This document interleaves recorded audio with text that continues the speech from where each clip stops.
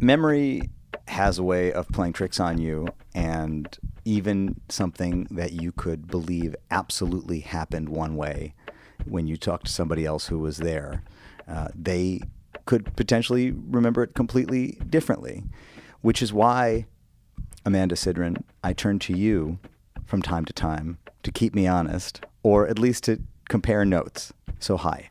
Hi, everybody. The last time you were here was a year ago, and we were celebrating the 10th anniversary of the Third Story podcast. I bring you here today to talk about another anniversary.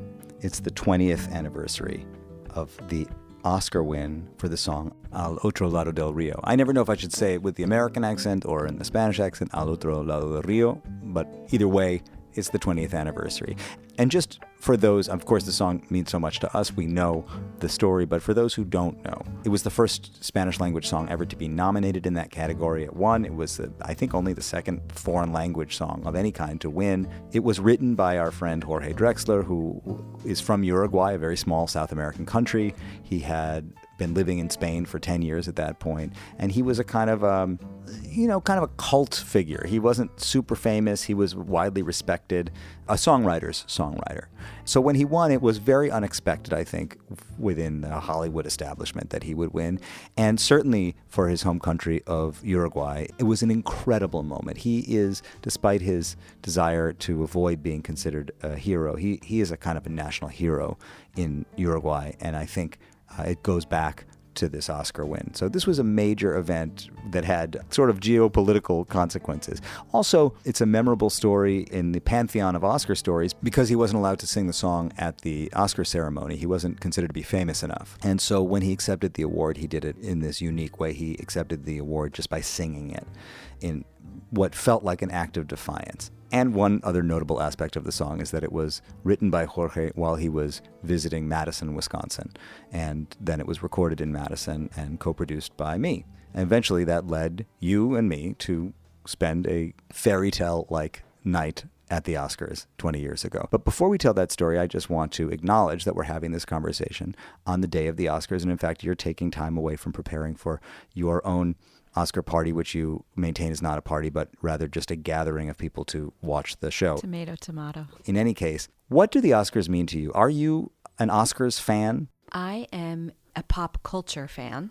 I love movies, and I do love the Oscars. I love award season. It's like my favorite time of year. It's the only reason I believe that we still have cable television, because I can't not watch awards. And of course, the Oscars are the queen bee, the big show. You always threw Oscar parties. You like to... Attended through... Yes, I like the Oscars. So we preface this conversation with that the Oscars meant something to you. The reason I structure it that way is because 20 years ago, you found yourself sort of dropped in a Cinderella-like way in the midst of the circus that you had been following from afar. Very surreal. Before we talk about the night of the Oscars, I want to go all the way back to your memory. This goes back to 2003. This is the year that you and I basically got together. Mm-hmm. It was the summer that we got together. We were new. Mm-hmm. I ended up co-producing the song Otro, lado del rio for the movie The Motorcycle Diaries. It was written for the movie and commissioned by the Brazilian director Walter Salles. What do you remember? I remember that Jorge Drexler and his partner at the time, Laan, were in Madison. We were still pretty new, you and I, so I knew of them. I met them. There were gigs that you played. I think I had them for dinner at my apartment on the rooftop. And yes, I remember at some point that Jorge got the call to write this song, and he happened to be in Madison with his partner and son for the summer. And so he ended up writing the song and recruiting you to help and some of your musician friends. And it was written and recorded in Madison. What do you remember that representing to me? I think when we met, Jorge already was a big deal to me. Of course. Yes. He loomed very large for you. That was you had met a few years prior. Your families had formed a relationship. I think he respected the work that you did. You were a huge admirer of him, and I think you felt very hashtag blessed to have had the opportunity to meet him and start this relationship. And as far as I remember, this was your first actual sort of collaboration with him, first of many. I actually called my dad earlier today to fill in that picture a little bit more completely and to tell me what he remembered about our early friendship with Jorge and how Jorge and Ana and their son Pablo, who lived outside of Madrid in a little town called El Escorial, had come to spend their summers in Madison, Wisconsin with us. Well, my first memory of your relationship with Jorge was when you were living in that cold water flat in Seville and hiding out from the obligation of going to school and having trouble getting out of bed and kind of hanging on to this CD, this Jorge CD that you had discovered, like a log in the flood, man. It was the most important object in your life. And it was beautiful. I remember listening to it and thinking how beautiful it was. Then, of course, when we met and we became friends, it was one of those auspicious timing things. You and Jorge and me and Judy and Ana, I mean, we're all in this place where there were no obstacles to us coming together. It was very natural. There was nothing around it that had to be negotiated. And so when very quickly it turned into something much larger, I'm sure we all just saw it as kind of a natural outgrowth of a natural coming together. What do you remember about the otro, lado del rio experience? What's your memory of when you first became aware of the song and all that? The first thing I remember is the phone call that Jorge got. You know, at the time, we were riding bikes together every day with Pablo going through the woods, you know, and just talking. And I remember him saying that there was this commission or whatever. And of course, he was staying a couple doors away. And I remember him coming over and saying something about having worked on the song. A big part of the preface to this is that he and you and I and Jeff Eccles had been playing gigs in a little club in Madison for a few summers in a row and exploring what it would mean to treat his material with a slightly more jazz aesthetic, a little freer, to kind of break some of the rules that maybe he was accustomed to playing by. And there's some pretty good tape of us playing. There's that gig we played up at the Big Top Chautauqua where you can hear it. On those gigs, Jorge really had to surrender a lot of his control. I think maybe it was a new experience for him because we were in jazz clubs. People were not pristine silent, and he had to kind of let go. There was some of that. No queríamos dormir, nos queríamos comer el mundo. No podíamos dejar de estar a solas ni un segundo. Ida y vuelta de la cama a la alfombra voladora. Nos bastaba con dejar pasar las horas. I think the experience, the musical experience for Jorge and the experience of being there with families was very powerful for all three of them. I mean, Ana wrote songs about it. Pablo, the last time we saw him, wanted to come back. And Jorge took away an Academy Award. Well, yeah. And when I talked to Jorge about it, he basically confirmed everything you just said. We became friends, you and I, and your family, your father, your mother, and my family at that moment, Ana and Pablo. We became friends a few years before that, at the beginning of the millennium. Mm-hmm. Yes.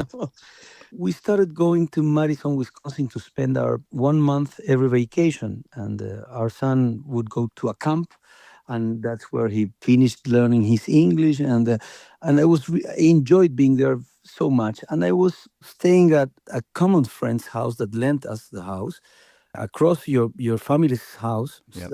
across the street. Across Yep. the street. Was it the Sweets house? We were at the Sweets house. I didn't know if I wanted, but I'm sure they will be happy to tell that. Well, I was staying at the Sweets house, a family of friends in common that we had, and I wrote almost my whole record Echo Yes. there, which was very, very important record for me, which it was like 1 year before the Oscars, and that was the real point of inflection of my career. No, the Oscars just came in the right moment and just gave it a push, but I had already changed the way of writing and changed the way I saw my songs and changed the way I related with my audience and with spreading of my music. Yes. And I'll just take a moment to say the Sweets, Kelly Conway is a film professor specializing in French film, and the house was filled with DVDs of French film, if I remember. And that was something that was important to your thinking when there you are were many songs that were influenced by Kelly's collection of French films. Yeah. I have a song called Deseo. Deseo, mire donde mire te veo, mire donde mire te veo, mire donde mire te veo. I have another song that I wrote 5 years later that talks about a film of Eric Romer, the French movie director. Amar la trama más que el desenlace. Por ahí, como en un film de Eric Romer, sin esperar que algo pase.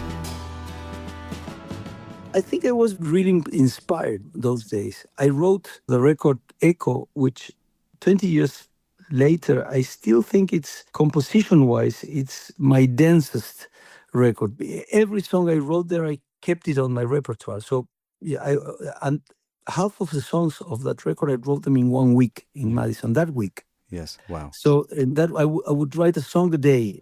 Echo one day. Echo, echo. Transporte one day. ¿Dónde tú estás? Yo tengo el norte y no hay nada como tu amor, como medio de transporte. Se va, se fue, Another Day. Se va, se va, se fue. Polvo de estrellas, Another Day. No dejaremos huella, solo polvo de estrellas. Films that I saw at that house, so it kept influencing me for many years what happened at that house that summer. It might also have been inside Al Otro Lado del Río because I didn't get to see the film. I wrote it with a script. I was staying at their house and they sent me, Walter Sales sent me the script, and it was a very big production. There was a lot of secrecy around it, so they didn't want to send me the film. So I got the script, I read it before I went to sleep. I read it once. I went to sleep and I woke up like at 5 or 6 in the morning, really early. And I dreamt these verses. I dreamt, creo que he visto una luz al otro lado del río.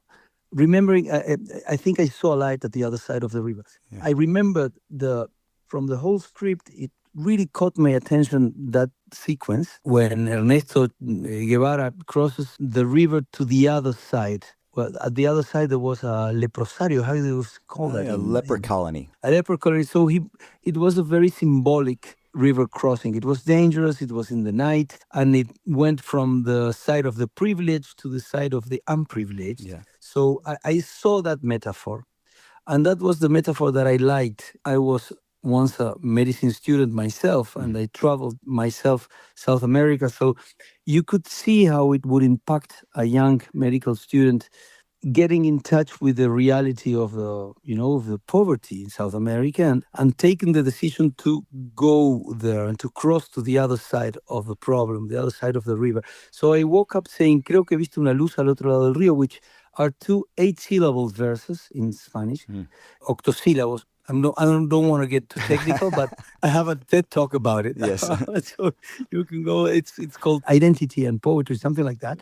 And you can find it in the TED Talks about that kind of form of poetry form. So creo que he visto una luz al otro lado del río. And I woke up and I wrote the whole song backwards. That's something that I never talked about it with Leonard Cohen, but I'm sure he did too.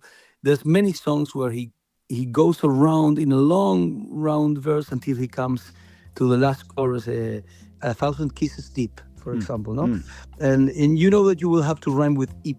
Yes. And so you go back and you write backwards. The ponies run, the girls are young, the odds are there to beat. You then it's done. Your little winning streak.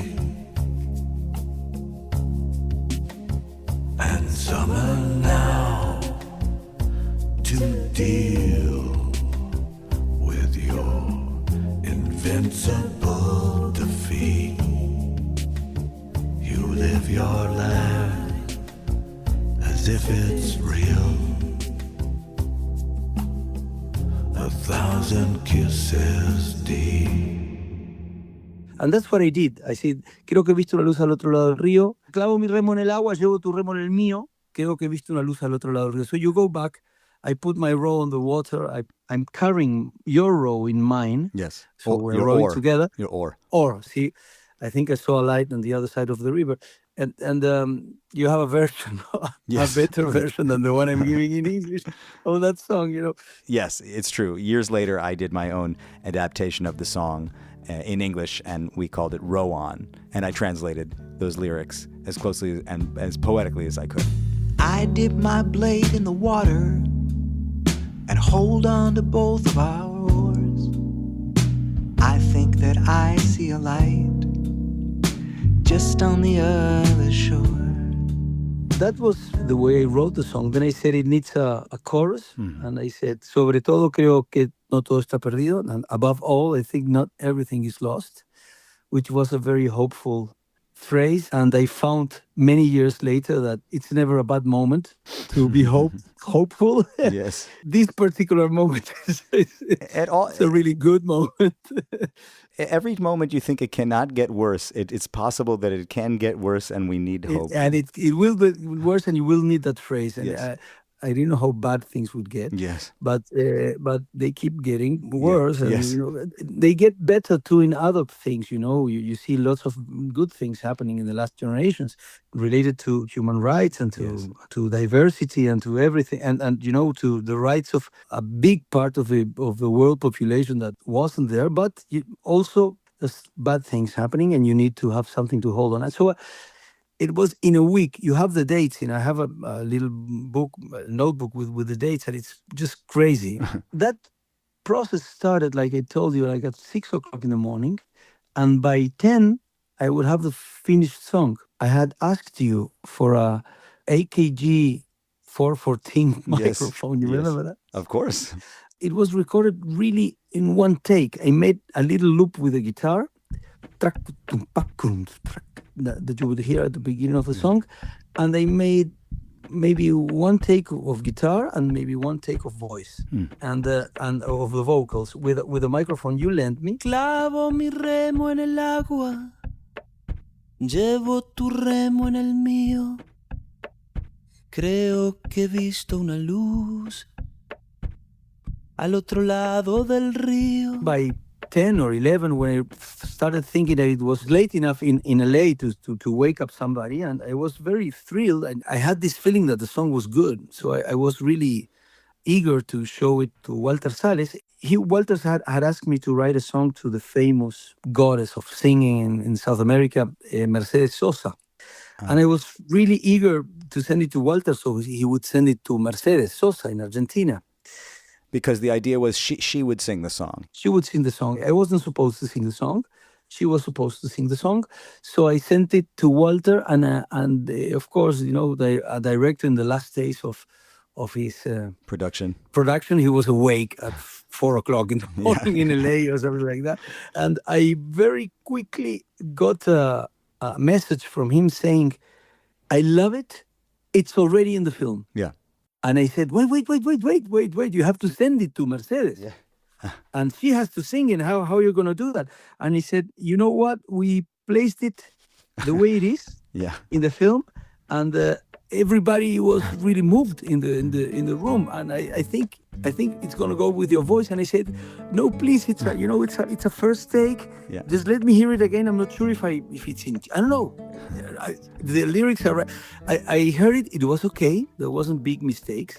The only thing and it took me a couple of days to convince him to tell him, let me go to a studio and try to make a new take and make some arrangements. So, you know, so it has a little bit more, you know, a narrative. Let's put a narrative to it. So that's when I talked to you, and I asked you to direct the production in Madison. So we went to Butch Vig Studios, Smart Studios, yeah. You did some beautiful arrangements, and we made some strings arrangements. And we had Ben playing the piano, and the double bass was played by Jeff Eccles, magnificent work, and Laan recorded some backing vocals, and you recorded drums, and the arrangements were really nice. And I think we did the right thing going there and taking our time, but we couldn't get a better voice take. Sobre todo creo que no todo está perdido. Tanta lágrima y yo soy un vaso vacío. Oigo una voz que me llama, casi un suspiro. And I think it's the original guitar also. And it's the original guitar also. There's something about the moment, and I'm sure your father Ben will agree with me. We talked about this many times. There's something about the emotion of the first love that you have with the song, and it's unbeatable. Oh yeah, my dad absolutely agrees with that. That's been my message all along. When you don't know what you're doing, you really have the opportunity to rise to the occasion without being self-conscious. You just let it pour out. And I mean, that is such a great example of how small plays large in a recording. I mean, if you go in there with 30 violins and an orchestra, really what it feels like when you listen to it is this very compressed experience. But when you go in there with your guitar and your voice in somebody's living room, that's a very intimate sounding piece of music. I'm lucky enough that I recorded it in one take, but I was careful to make a nice one take because I wanted to convince Walter Salles that the song was good. But it was really moving, and I tried to do it better, and I just couldn't. And so we surrendered, and we put the beautiful arrangement that you can hear now, but the loop, the guitar track and the voice track are the originals that I recorded with your 414 that you lent me. Yes. So 2 comments. First of all, this 414. You still have it? Of course, I can never sell it. I mean, it's a historic microphone, and so I'm looking at it as I speak to you. You can sell it to me. I'll sell it to you when you want. When you want. The only person who can buy this microphone is you. That's true. But also, it's funny because my father is listed as playing piano on it, but he's not on the track in the end. It was you. In fact, I don't know what happened, if I overslept or why I didn't play, but no, I didn't play piano. It was a great story. Apparently, there wasn't enough money in the original budget to complete all the stuff you were doing with the strings or whatever. And the producer had heard of me, knew my name, and would get up off of some more money if you told him I was going to play piano. So you told him I was going to play piano, he gave you more money, and then you had to list me as the piano player. Best gig I never had. I mean, I don't know if you remember this. I have a memory of trying to get more money from the production company to mix it at Smart or to finish it properly or to get a little more recording budget. I'm sure it happened because it always happens. It always happens. I'm sure it happened. There were 2 things that we managed to do. This is my memory, to get money from them. One was we promised them that we could get the great jazz legend Ben Sidran to play on the song, which is why he's credited on the song, even though we didn't use what he played. Well, he definitely influenced in the existence of the song. Absolutely. By getting us together and by bringing us to Madison. And he was in spirit all over the song. Of course. He provided even genetic material for the song. So he did a lot of work. But I also remember, and I learned a lot by watching this happen. I was on the phone with the producer trying to explain why we needed, it was a very small budget. Maybe we wanted another $1,000 or something from them. I was young and I was nervous and I was trying to find a way to convince him that we needed money. And at one point you said to me, can I speak to him for a second? And you got on the phone and you started to speak in very artistic terms to him. You said, look, this is a song about crossing a river and there needs to be the narrative, very much like what you told Walter Salles, and it's very important that you feel this opening. And anyway, the guy finally said, fine, okay, you can have the money. I don't remember that, but it sounds like me. And what I learned was I had been trying to be a professional producer and explain rational terms why we needed this money. And you spoke to him like an artist, and he could respect that. I mean, that was my takeaway from it. Poetry always beats every other argument. In my experience, poetry moves people. If you're writing a song to move people that listen to it, and you have to convince somebody in the team that has to put more money, moving him is a very good strategy too, and it's a very human strategy and a very gentle one, a very, very nice, and it's considerate. I mean, because you start by considering the person that's at the other side of the line or at the other side of the river in the telephone. You consider him a sensitive human being. So you say, you can understand that. You can understand that this is about poetry, and you're going to understand this, and you're going to give us the $1,000. And you're going to give us the $1,000. It's lovely to hear you talk about how moved you were by the song and how you felt that it was a good song, because I always had a feeling that it was not one of your most important songs. I mean, I felt extremely proud to have worked on it. And I've looked at the video of there's a little documentary footage of us mixing it at Smart Studios. And I can see how seriously we took it. And you were as committed to it as any other thing that you had ever done. Mm. But I don't know that I understood that it was such an important song. And anyway, it sort of went off into the world, and we didn't really know much about its fate for quite a while. I completely forgot about it. Jorge, I didn't tell you this before, but I actually talked to Laan about her memories of this time as well, and she said the same thing. The funny thing is, kind of looking back and seeing what happened afterwards, we didn't give it that much importance. It was kind of like, a commission that came up. He really liked Walter. They had a good relationship. He would never say no to anything because he loves writing so much. And we did it, but it never crossed my mind that it would have this tremendous repercussions. Yeah, I'm glad to hear you say that, because that's kind of my sense of it also. And in fact, really, I think the reason it got made in Madison the way it did is because it was a commission that came very quickly, and it didn't have a lot of resources. There wasn't even enough money, I don't think, for him to go anywhere else to do it. No.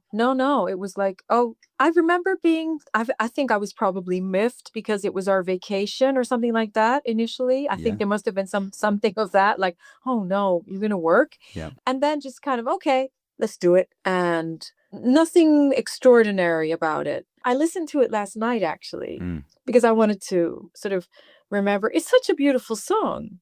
When it was nominated and then won, there was always a part of me that thought, he's written such incredible things, and I didn't consider this to be among them. And I will say, I have grown to appreciate it more than I did at the time, and appreciate what's going on and how beautiful it is.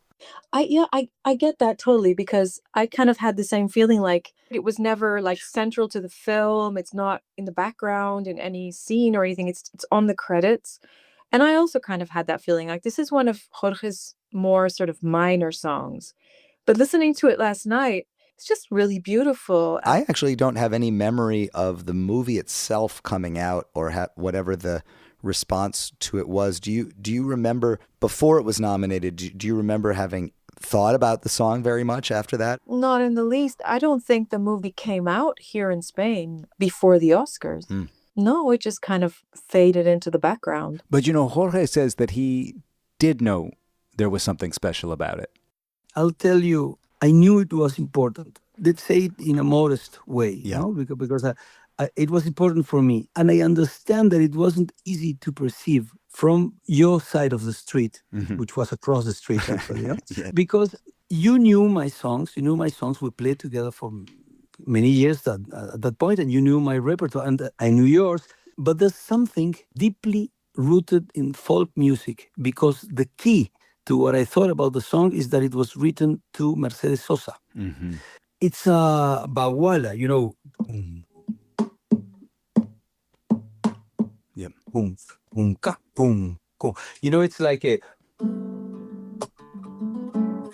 It's hard to feel it, but it's a boom, boom, back, boom, boom. I took the most folkloric side of me to write that song. Mm-hmm. But at the same time, I used the harmonic world that I'm used to putting in my songs, which is more related to, to jazz or to bossa nova.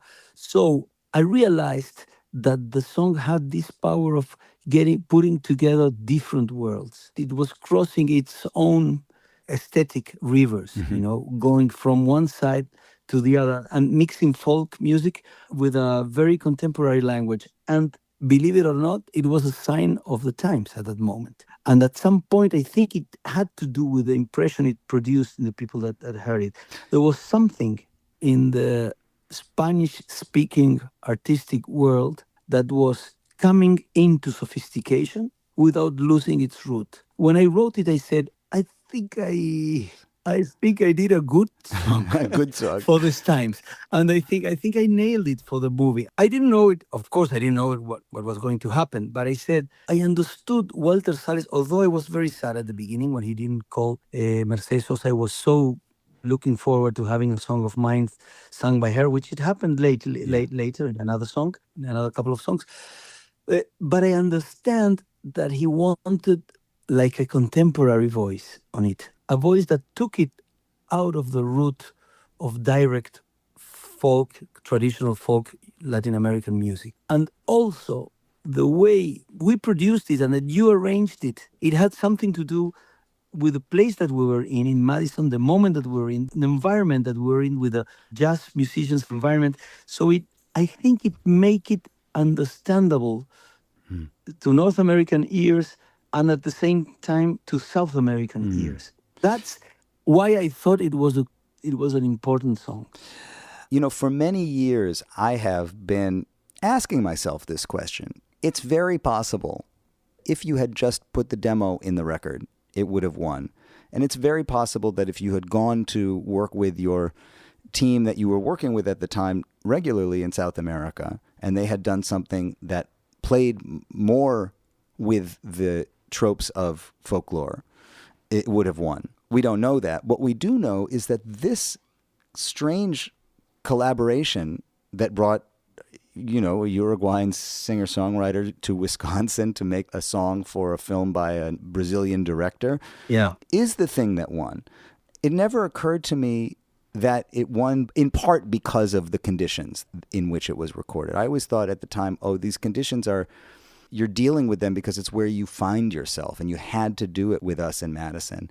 But I love thinking part of the way that it communicated, especially to the Academy, because ultimately the song had to be voted by a largely American committee. Maybe it was helpful that it had a little bit of that non-folklore sensibility in the way it was produced. First of all, I want to tell you that I do think it had to do with it.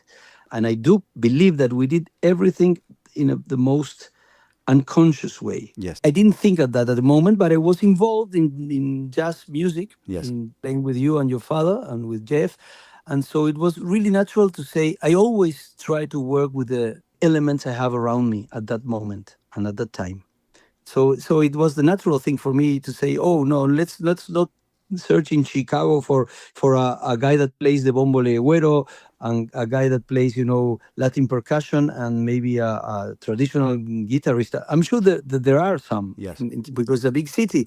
But so let's do it with what we have here. Yeah. But at the other time, I want to say, I think part of the effect the song produced, it was obviously related to the great success that Spanish language was starting to have in the United States, and it just kept growing, So I always saw that people at the Academy, North American, English-speaking base mainly, artists too, and people of the cultural industry, found a way to show their appreciation to what the Spanish language was opening in the United States, their appreciation to the movie, which also held some political controversy because it was a film about Che Guevara. So it didn't get one of the main nominations. It got only Best Song and Best Adapted Screenplay.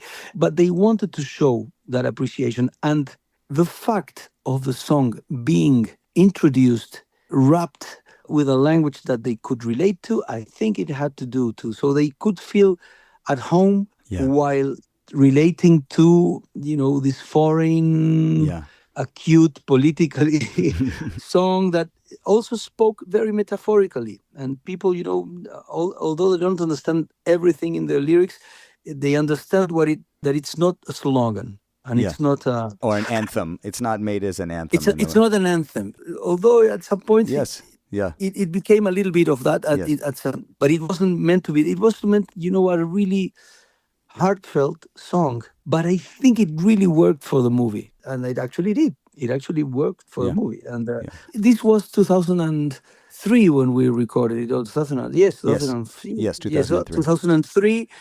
It came out in 2004, and just remember what we were listening to those days. We were listening to 69 love songs and of I interviewed him yesterday. I just interviewed Stephen Merritt. That's an amazing. Yeah. I don't wanna get over you. I guess I could take a sleeping pill and sleep back well and not have to go through what I go through. I guess I should take Prozac right and just smile all night at somebody new. Somebody not too bright, but sweet and kind, who would try to get you off my mind. I could leave this agony behind, which is just what I'd do if I wanted to, but I don't wanna get over you. So we're listening to music that would mix, acoustics music with string guitar and with soft voices, So I think we were playing in the era too. Okay, so let's now tell the other part of the story, because you forgot about it, as we sort of all did. It was made in 2003. The movie came out in 2004. How did it end up getting submitted? I don't think the production company paid a lot of attention to that song that appeared. If you remember, it appeared at the very end of the end, when the lights of the cinema were on already. Which it ended being a good thing, because I think at that moment you're between reality and dream. So it's a good moment to hear a song that's moving. So, it had a magnificent score by Gustavo Santaolalla, and everybody thought that the score was going to be nominated. We were all thinking about that.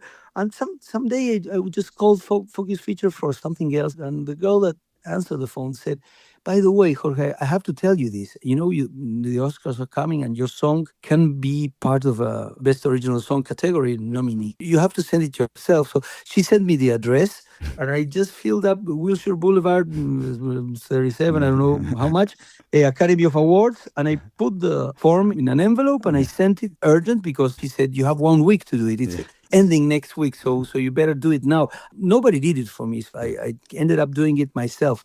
And I sent that letter, and I completely forgot about it. I don't know when I sent it. I think maybe October 2004, something like that. And I completely forgot about that. I was completely sure that the Oscars had already happened. Yeah.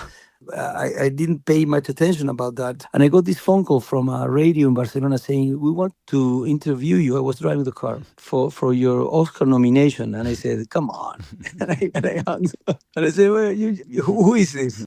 So I hung up. And the moment I hung up the phone, I had in 30 seconds, something like 25 lost phone calls. Yeah. So I pulled out the car off the road, and I answered the next phone call, and it was from another radio from Argentina saying, you have been nominated to the Oscars 2 minutes ago. I said, "But didn't the Oscars already happen for that movie?" I mean, I'm always really unaware of the dates.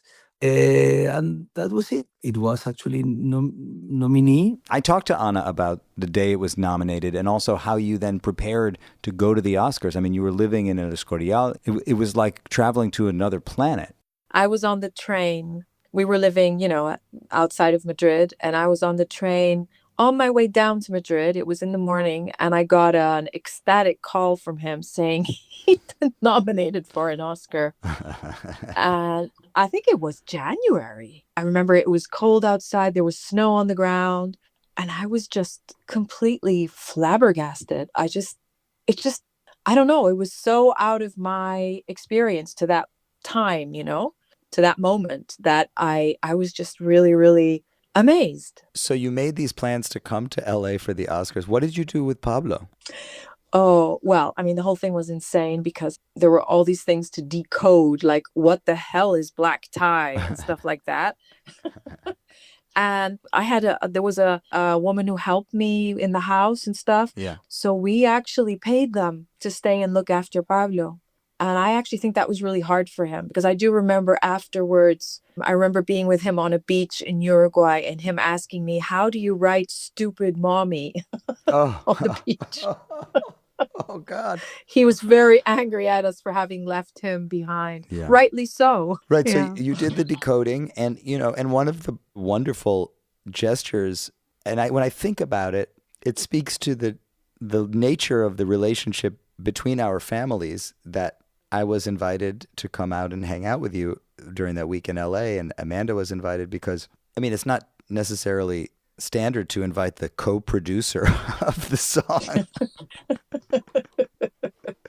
to the Oscars. That was I have a really, really good memories of that. I think we were there for, what was it, a week, 10 days? And I just remember it being so interesting and so fun. Part of that, I think, was this sense of really being outsiders who had been invited into like a club or like a private space that normally we just would never get to see. Exactly.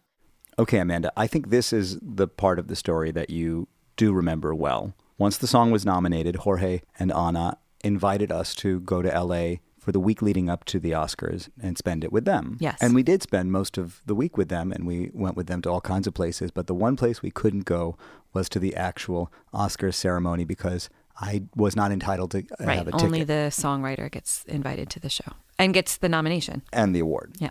But basically, they said, come for as long as you can. We'll take you with us Wherever we everywhere can. else. Yeah. They said anywhere we can get you in, we'll get you in. Right. Okay, so at the time, we're living in Madison. We're in our late 20s. You're a project manager at a graphic design studio and a waitress. I'm a musician playing local gigs.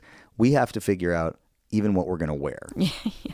We don't even know where we're going to wear this stuff, but we got to have stuff to wear. Yeah. You took me to Marshall Fields and I bought a black with white pinstripes suit. You were completely screwed. Like, what are you going to do? Yeah. If the stars align and you happen to find yourself among the Hollywood elite, what is this waitress project manager from Madison going to be wearing at these events? It was a disaster. I mean, I thought I did pretty good at the time, but looking back on it with what I know now, it was pretty much a disaster. What did you choose to do for your big event piece? I mean, for the big show, I bought a dress at the gift shop at the hotel in Mexico where we had stayed. And I thought it was pretty fabulous at the time. And I just thought, well, if I can't get couture, I'm just going to go off the rails. Yeah. And that's what I did. And the rest of it I sort of cobbled together between like the best you could do in Madison, Scotia, which doesn't exist anymore. Right. Karen and Company across the street from Scotia, which doesn't exist But this anymore. is all basically university area. This is university shopping. This is like the best you can do in Madison. Yeah. Marshall Fields, I bought a few different pairs of high heels, strappy sandals. So you remember this? I hadn't thought about it, but now looking back, like I can remember 3 outfits that I wore. One being the night of the Oscars. One being the night of, we went to a CAA party. And then the other one was this composers party that we went to that was like an afternoon tea at something at somebody's house. And I remember what I wore to that. What did you wear to that one? I wore like a knee-length embroidered skirt and, sling back heels. And then I remember at the CAA party, I wore this silk sort of tunic and some high, strappy stilettos. It's coming back to me now. It's very funny now when I think about it. I thought I was pulling it off, the best that I could. Well, we were really dropped into the jungle. I mean, it was crazy. That week leading up to it, yeah, we went to all these parties. Like you say, composers. I mean, it was John Williams, I remember. Yeah. And I mean, the composers, I don't really remember, but the CAA party, it was like Clive Owen and Adrian Brody. And imagine being at a Hollywood party, and that's what it was like. 95% of the people in there were recognizable celebrity faces. Oh, and there was another night. We went to some Latin awards. Latin awards. Yeah, also. Exactly. Yeah. Because we were traveling basically in the world of Latin Hollywood. Right. So it was like Maria Full of Grace that year was the other big one. Right. We did have a lot of access. I mean, we went everywhere with Jorge and Ana. Yes. I took meetings when we weren't with them. I ran around the city to meet with other people. Yes. to try to schmooze and Yeah. see what it could. Yeah. And it was very interesting. I mean, here I was, the co-producer of this Oscar-nominated song, so I could get into any room I wanted to get into, but I was clearly on the outside. I had no idea how the business worked. I was trying to figure out, like, what do I even do with this nomination? Right. Who are the people you talk to? What are the questions you ask? What are you trying to What am I trying to get? Yeah. What is the thing that I might try to do with this? Right. And do I have to move to LA? Do I have to move to... We started to talk about leaving Madison at that time. So now the night of the Academy Awards, we didn't have tickets to the actual event. We were staying with our friends. At the time, they had twin teenage girls. Yep. They were probably Sol's age. They were probably our daughter's age. I think they were maybe 15. Maybe. A little older than Sol, but yes. They thought we were just the coolest. They did. Yeah. Shockingly, they did. We end up doing, I guess, Chinese takeout with them. Yeah. Sitting in the basement in like the rec room, watching the show, eating Chinese takeout. But we also had a dinner plan to go out with your friend Mike Rock. From Comedy Sports. From Comedy Sports after that, because we just didn't think in a million years, we thought we'd watch that he wouldn't win. We'd go out to dinner with our friend, and we were leaving the next day to drive to Palm Springs and see your Poppy. See my grandfather before we flew back to Madison. Right. So we're at home, at our friend's house, eating Chinese takeout. And you remember it was Prince who gave out the Best Original Song award that year. Now that you've heard all the nominated songs, it's time to announce who will receive the Oscar for Original Song. When Prince came out on stage, I was completely convinced that I wasn't going to win, completely convinced, until a short conversation I had with you. But so when Prince came out, I said, oh, what a pity, it would have been great. Just to meet Prince, it would have been great to win, to shake his hand. And when he said my name, that's the first thing I thought. I said, I'm going to shake Prince's hand. No? Jorge Drexler for otro, lado, from the Motorcycle Diary. And I'm going to sing because I don't want to give a speech. And there was this polemic? Controversy, yeah. Controversy. I wasn't invited to sing the song. And there was this controversy between the Latin film industry and the production of the show. Let's put it this way. Jorge was not comfortable with having someone else perform his song. Mm-hmm. And he pushed pretty hard to have it sung by himself. But of course, he had no clout whatsoever. I remember that year, Beyonce was doing a song. She sang every other song at the awards. My God. And I remember the guy who ran the Oscars at the time, I can't remember his name. Gil Cates saying to Jorge, I have a hot celebrity singing, and nobody knows who you are. And I remember feeling really conflicted between, I completely understood that this was a TV show. This is a TV show. The Oscars is basically a TV show and it makes a lot of money. And it's all about the ratings and very famous people showing their faces. And from that point of view, I could understand why they wouldn't want Jorge. But I could also understand how important it was for him to sing the song. Ultimately, the compromise was that Antonio Banderas sang the song. If you're comfortable with me telling this... Please tell all the stories. We were on the way to the Oscars, you and me in the limo with our wives and my manager. And you told me, I've been to LA here and visit several producers. Yeah. And it's good that I tell it to you because you can verify. When I tell it myself, I said, this can't be true. Yeah. But you said it, so I'm telling it to you, and you'll be the one that will acknowledge the truth of this. You told me, I went to meet this producer that, my father recommended me. And he was enraged with me because he said, so you are in that song of that. I don't know how he called me. How dilettante? How is he? Like an impostor. So absolutely outsider. Who is this guy? Or something like that. I don't know. Yeah. You told me, who is this guy? Because, they had the chance to nominate Mick Jagger. Remember that? Yes, I do. Which was the movie? I think it was Alfie. They made a big campaign with who else? I think it was Dave Stewart, he was from the Eurythmics. I know it was a Mick Jagger song. Jagger song. They had made a big campaign and they couldn't get him in the nominations. Yeah. Which, by the way, speaks about the, legality of the Oscars. Yeah. You told me that story very naively. Yes. The man said to me, who I met with, I want you to understand there is no way you're going to win. I mean, basically, he said it's an insult to us that you've been nominated. But there's another thing that you told me, that he asked for a recount of votes. Yes, I even asked to verify the recount of votes. He was a powerful guy. Yeah. And do you remember that? I don't remember that. I do not remember that. I clearly remember that. Yeah. And they asked, are you sure? And they recount the votes. When you told me that, that was the inflection point. So I remember it very clearly. So I told you, wait, you say it very naively. It's an insult to the industry. Yeah. But I only heard that recount thing. And I told you, wait a minute. If they asked for a recount and they wanted to take us out, they could have done it only easily if we were in the edge of the votes. But if they didn't take us out, we are not in the edge. We are inside. And I got this panic, this small panic attack saying, it's not impossible that we win for the first time in many months. But I never thought I was going to win until you said that. And I said, wait, I don't have a strategy. And the day before, I gave a speech in the Latin American artist community, something like that, that they gave me a prize, a very nice one. And I made this speech bilingual, and it was a complete mess. I started by saying, I'm the son of immigrants and the grandson of immigrants. And I made a mess talking, and I moved to English. And they said, oh my God. What if I have to give a speech in the Oscars with every actor I saw in the movie sitting in the front row, It looked like the Wax Museum. So I said, I'm going to be terrified. So at that moment, I took the decision, if it happens, I'm going to just sing. Because we had that controversy with the producer, with Gil Cates, it was his name, I think, that didn't want me to sing. So I'm going to sing, and it's going to be nice. It's going to be, a show. It's going to be a slap on the face for the production too. But they are going to perceive it, but it's not going to be aggressive. I hate being aggressive. I don't want to get mad. I hate getting mad. I'm not good at rage. So I said, it's going to be elegant. It's going to be beautiful. That's I sound like Donald Trump. It's going to be beautiful.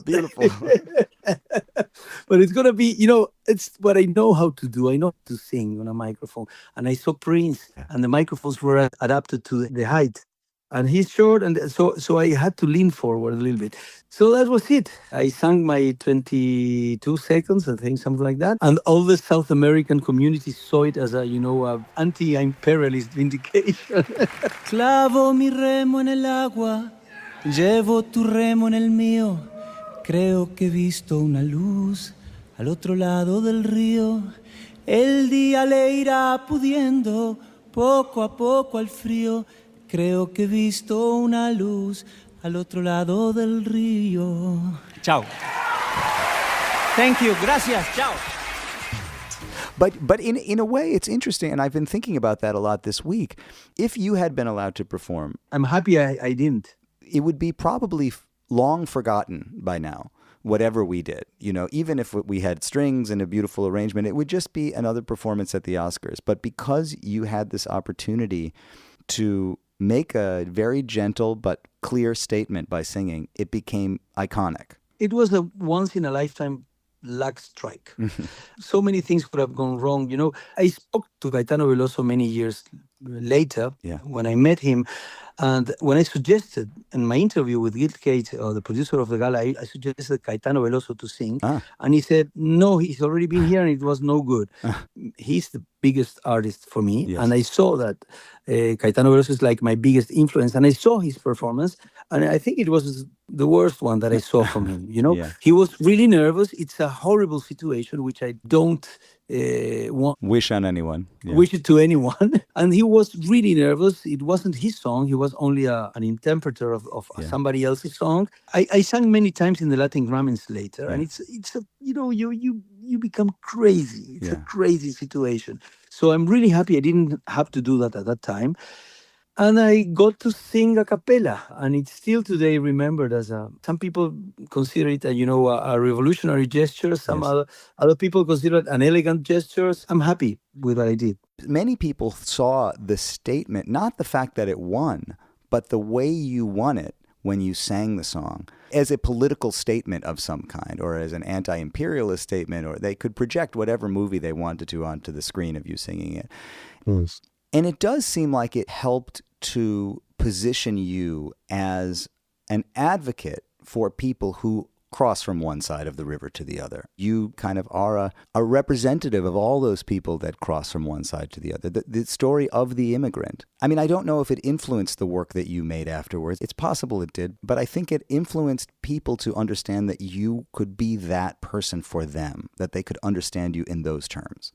I'm sure it influenced what I did, although I really tried not to guide what I did after that. Yeah. First of all, I don't like heroes. Yeah. I don't want to be one. I did everything that was in my hand to avoid being treated like a hero in Uruguay. And there was this plan to, many homenajes, Yes. what do you call that? Tributes to you. Tributes that I rejected, and I entered Uruguay in a silent way to my father's 70th birthday, and that happened in March, a few weeks after that. And I like to address things like Leonard Cohen said, that he said in this Príncipe Asturias speech, when you face adversity, and you will, do it with kindness and elegance, And if one is to express the great inevitable defeat that awaits us all, it must be done within the strict confines of dignity and beauty. So you can see it in the way that you want to see that gesture, but I think I was very lucky. I think I was brave enough to sing in that circumstance. My voice was trembling a little bit, but not too much. So I said, so that's fine. I think that was the most heroic thing I did that night, to keep my diaphragm steady to sing. Yes. And I don't know, I didn't think very much at that moment. I remember the moment. I remember it very clearly. Yeah. But I didn't get to think very much, know. Which is good. For me, it has a kind of a bittersweet element because the microphone was really low because it had been set for Prince, who introduced him. So Jorge had to bend down and sing. Did he tell you he was going to do that? No, he didn't, but I kind of suspected it. Yeah. Yeah. And I remember when they said his name and he walked up to the stage, I was suddenly alone in that big auditorium surrounded by people that I didn't know. And Antonio came running down. He was on the third floor or something. He came running down to give me a big hug. And I just remember feeling so grateful for that. Oh, thank you. Because, then they go up on stage and then they go backstage, and I didn't know what was going to happen. We weren't there we didn't have a manager or staff or anything. It was just us, and we didn't have a team in place in the auditorium. So I really didn't know what was going to happen. Meanwhile, back in the rec room of our friend's house, eating their Chinese takeout and watching the show on television, he wins. And we don't know what to do. We jump up. We do the only thing that we can think of to do, which is put on nice clothes. Yes. Hotel gift shop dresses. Marshall Field's and Marshall Field's pinstriped suits. And wait for further instructions. Yeah. Mike Rock, who we're going to have sushi dinner with, shows up in the midst of this. And we're all dressed up and we've just won. And I've got a cell phone, a 2005 era cell phone. Nokia something. And we go to sushi with him. Right, because we don't know what else to do. And you had tried calling in the meantime, right? You probably tried texting or calling Jorge, but I think mostly you tried to reach out to his manager. The publicist for the film, I think, is who I was the only number, because Jorge and Ana had Spanish numbers. I don't think they could even text at that time. Right. You had to go through an intermediary, and I'm trying to figure out, is there any way to find them? We're sitting in the sushi restaurant. I remember Mike looking at us going, what are you doing here? Right. Why are you here right now? Well, we didn't know where to go. Until I get a text message from the publicist who says, go to the rooftop of the Mondrian Hotel and wait. Yeah. You have a cold. Yeah, I had gotten sick. I had a cold. It's getting later now. It's late. It's February. It's LA, but it was cold. We're sitting on the roof of the Mondrian in this bar, kind of funky, cool bar, but there's nothing going on. Nothing happening, and we're waiting. We had a cocktail. We had some champagne, I think. Maybe. We're waiting. I feel terrible. We have to do this drive the next day. It's cold. I think we were on the verge of it. Was 20 more minutes and then we'll just call 5 more minutes, I would say. Yeah. And then the elevator doors open onto the rooftop. And out bursts Jorge and Ana and an entourage. A whole entourage.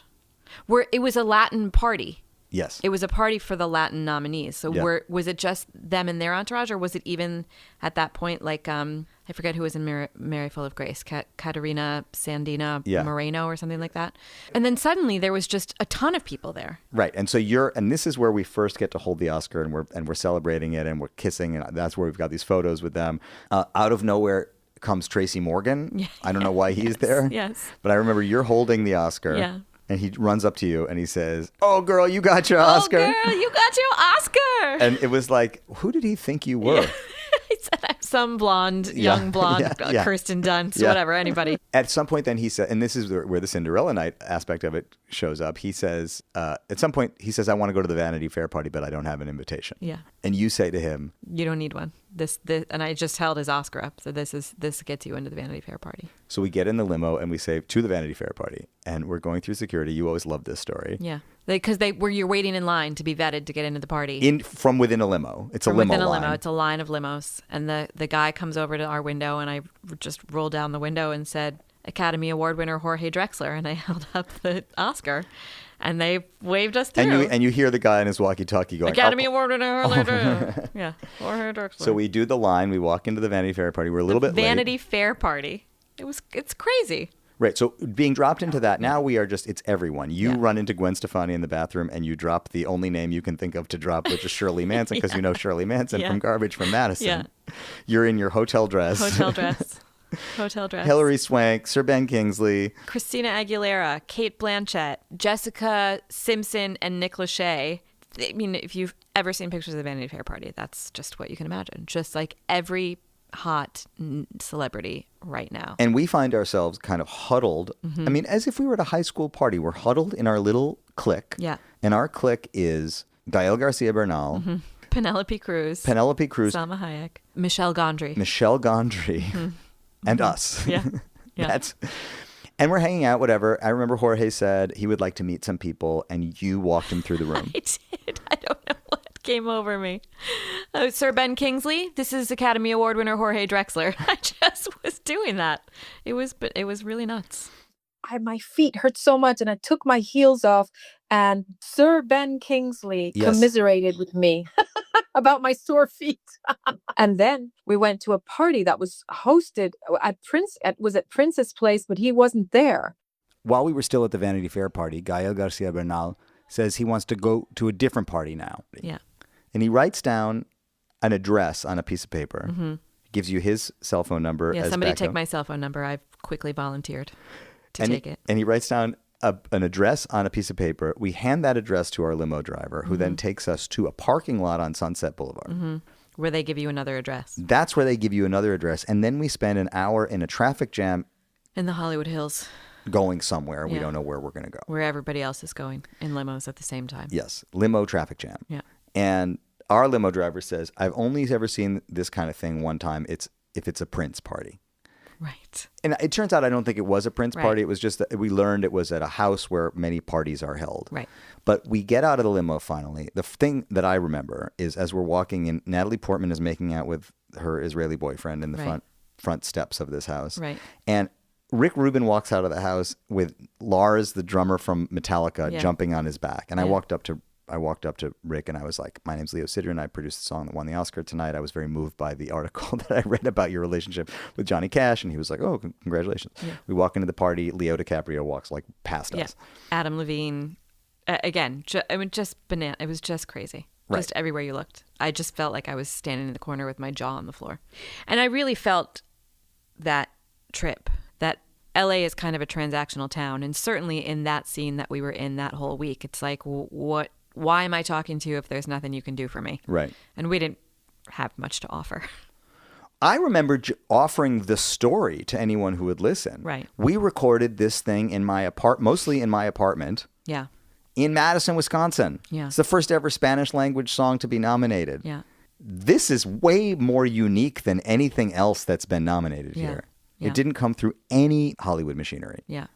Nonetheless, we decide, and when I spoke to Jorge the other day, he said to me at the end of the interview, "I can't believe we left that party. I can't believe we decided to leave that party." He said, somewhere in that house, Madonna and Prince were hanging out, and we had to find them, and we didn't find them. Yeah. And he said to me the other day when I talked to him, "The night you win your Oscar, you should go home like and you don't know where your shoes are, Yeah, and you should be a mess, and we Yeah. went home too early. And I said, I don't know. I remember it being like 5 a.m. by the time we got back. Definitely. We went back to our friends Simon's house, slept for a couple hours, Mm-hmm. got in this rented, I'm going to say, Nissan Altima, and drove out to Palm Springs Right. to visit my grandparents, Right. where they took us to the supper club, Yeah. announced to the waitress To everybody. this is my grandson. He just won an Oscar. Like last night. Yeah. Then we drove to the airport and got on a red eye home. We came home to Madison, and I went to the office. and thankfully, my boss at the time, Mark Schmitz, came into my office and said, "What are you doing? Go home." I probably looked terrible. And he sent me home.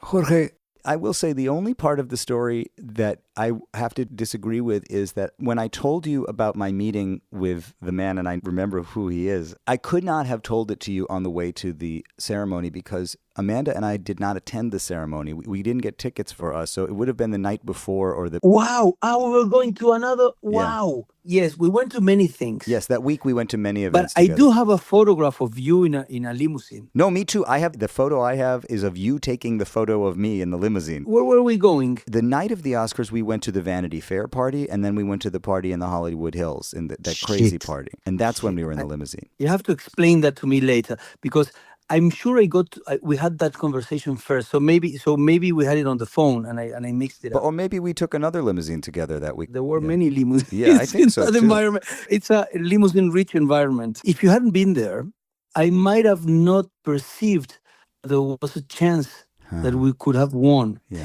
And I wouldn't have been prepared for that. That short preparation. Didn't you come with us to the ceremony and stayed out? Maybe in the limousine? Maybe you came with us. I know it's not true. I believe I had that with you. And if you remember it in a limousine, I'm sure I told it to you in a limousine because it is a limousine-rich environment.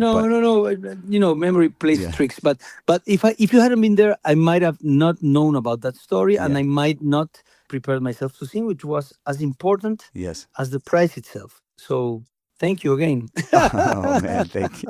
Thank you again. I mean, it is an incredible story. I don't know if I'm going to write it down. I'm happy we recorded it. Me too, man. So, Anna, when it's all over, we said goodbye. I realized we said goodbye because I then drove out to the desert to see my grandfather before flying back to Madison. And I don't know what became of you. What do you remember about finishing that trip and then going back to real life after that? Well, I remember the next day we had lunch with Walter and Gael, and then we were flown to Miami that night because the record company wanted Jorge to meet people there. We were in Miami for like half a day, and then we were flown back to Spain.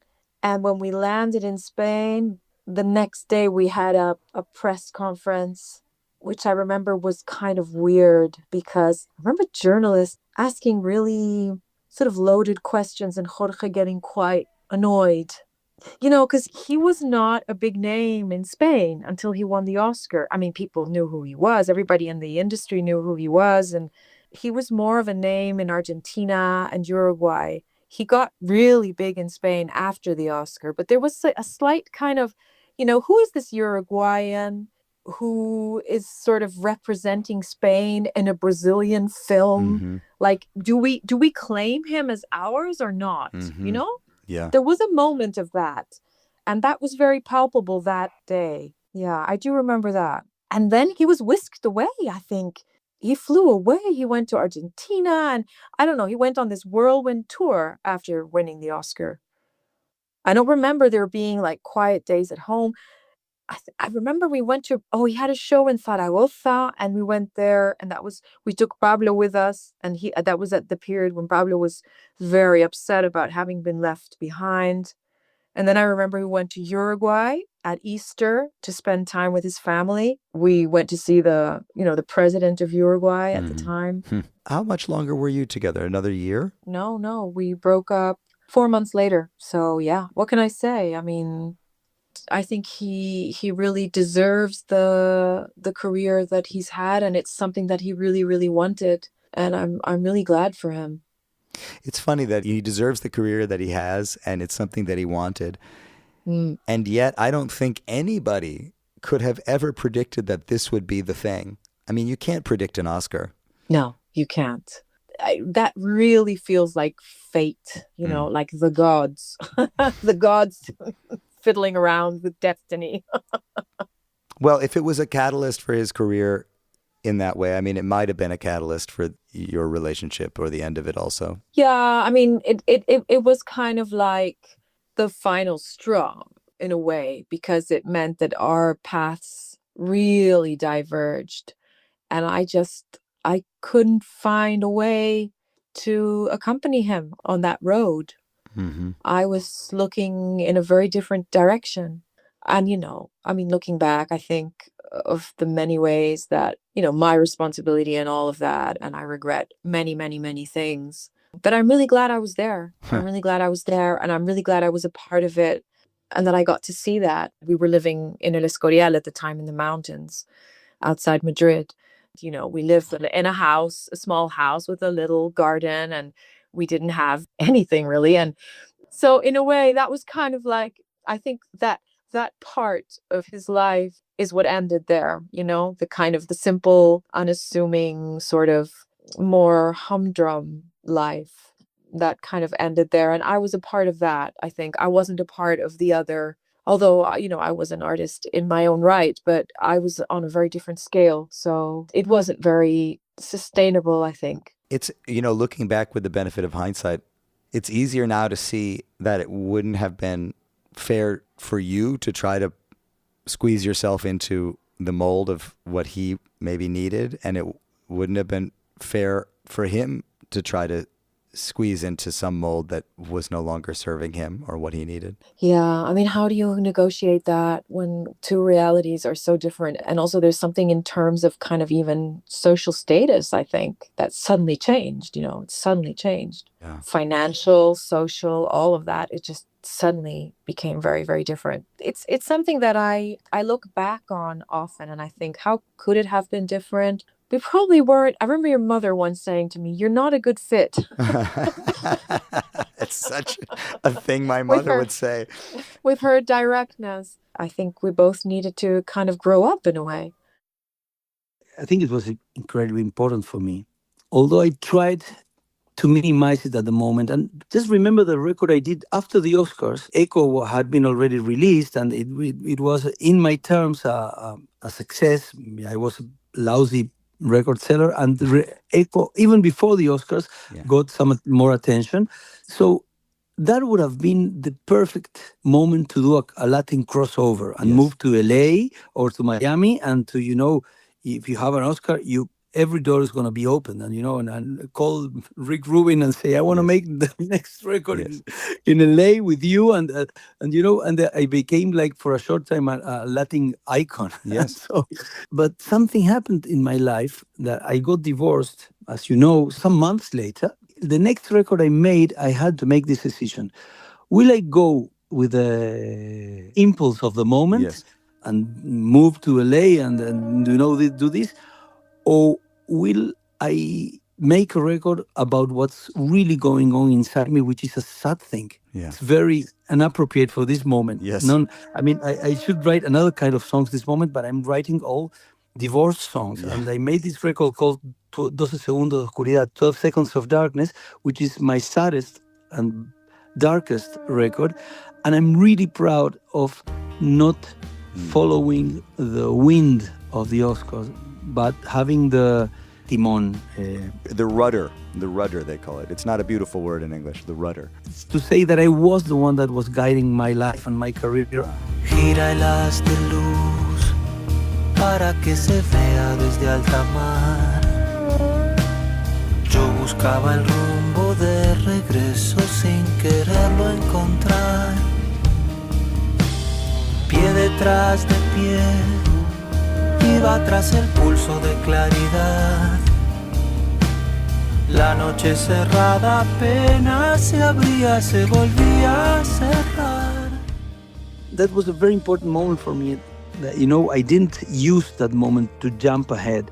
I learned that no matter what happened, nothing bigger could happen in my career. The first prize I got was the biggest one, so it ended my desire of prizes later, although I got some others. You got a lot. Yeah, you got a lot. Yes, I got, but the desire, it ended, so that was a really good thing. And I learned that I was in the songwriting world for the reasons that I love the most. I had already left a career in Uruguay, in medicine, which had my economic life solved, and I took that risk, and I then took that other risk. So I'm here because I love songs, I love songwritings, and I love talking about the true feelings that I have. Yeah. So I think it gave me the chance to learn what was I doing in the songwriting world. It gave me the chance to jump ahead and take un atajo, a shortcut, Yes.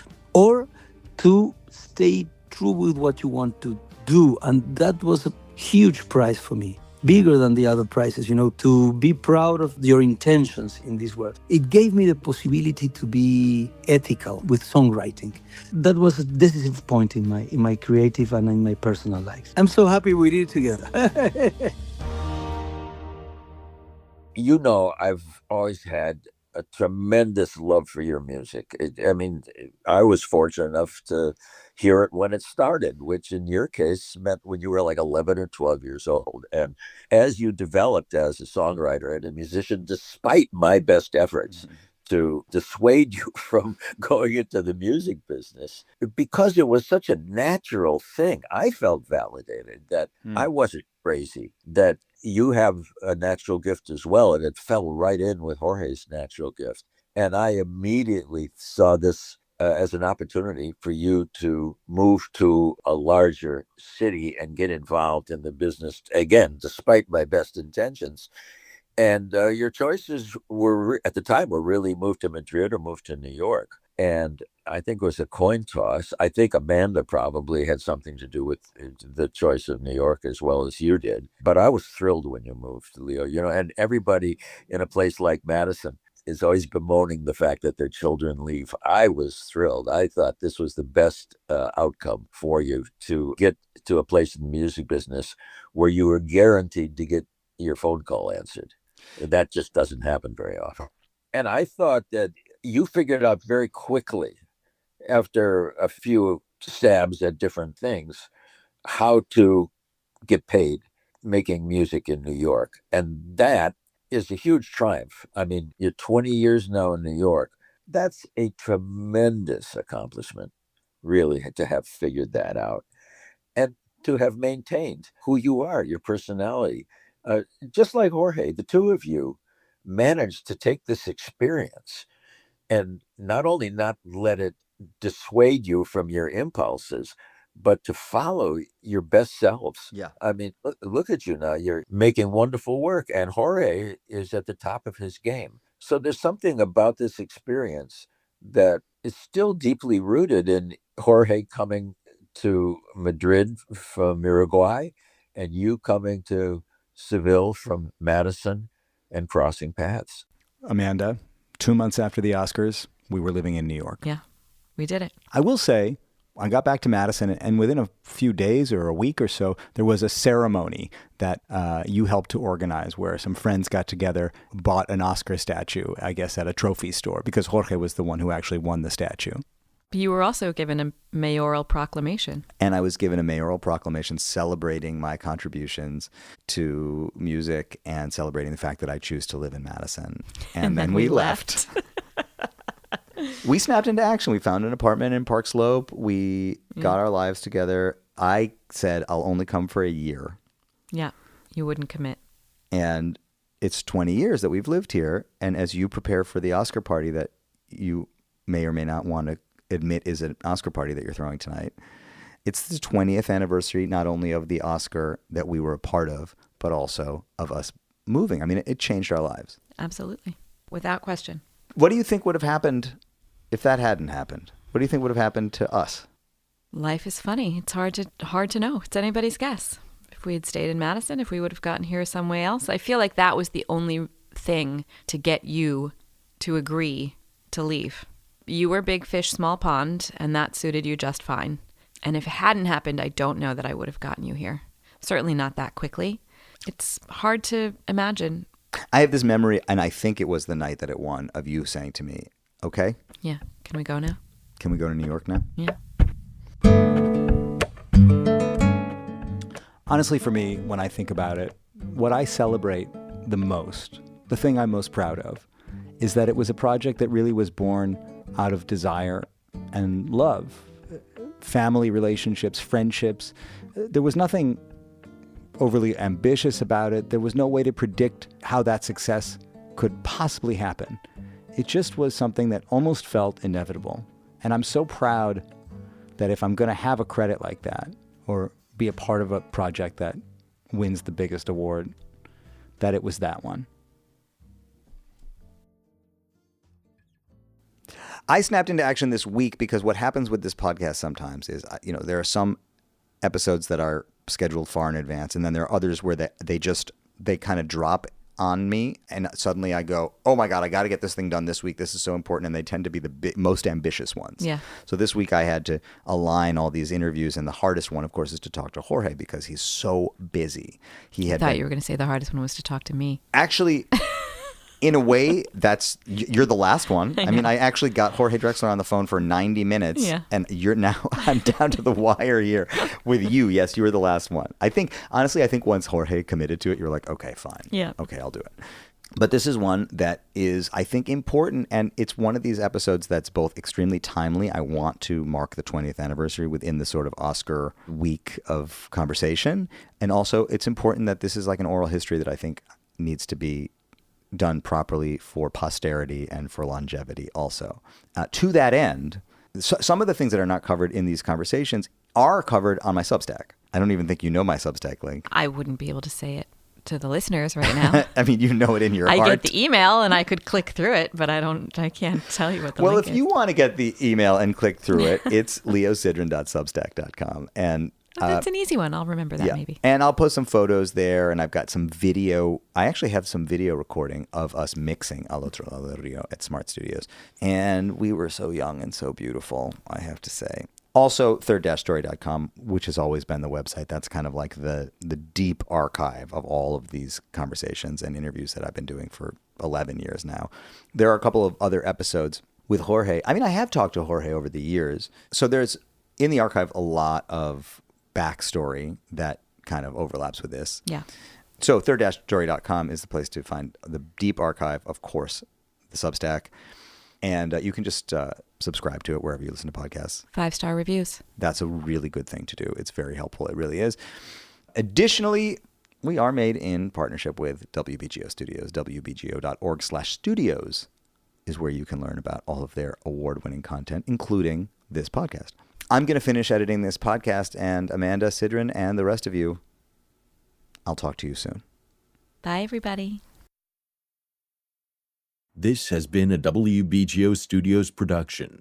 To learn more about WBGO Studios' award-winning podcasts, special concerts, live streams, and more, visit wbgo.org/studios.